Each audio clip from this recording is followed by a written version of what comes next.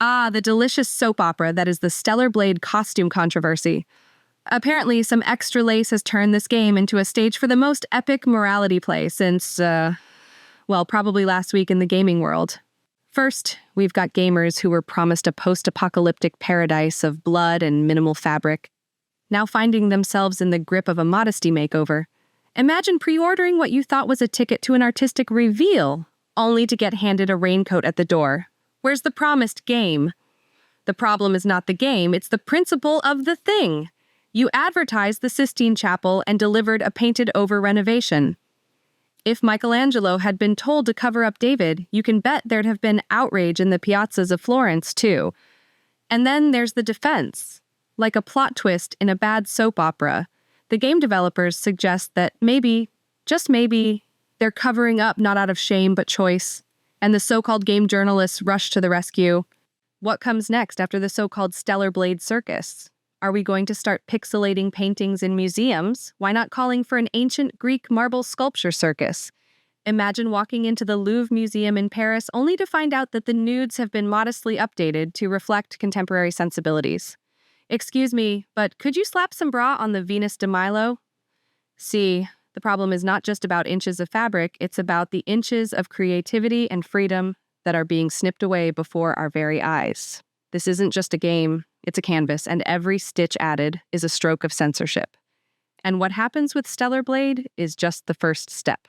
And if I wasn't clear enough, let's channel the spirit of Baruch Spinoza, who reminded us in his Theologico-Political Treatise about the foundational role of freedom in a democratic society.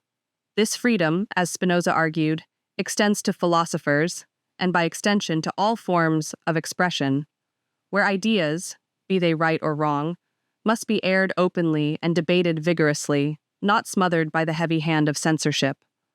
What does this teach us? In the context of our digital battleground over game character costumes, the principle remains the same. Ideas expressed through art, even those that some might find wrong, should be critiqued, not censored. Opposing a costume design? Engage with it, discuss it, argue against it, but let it be shown.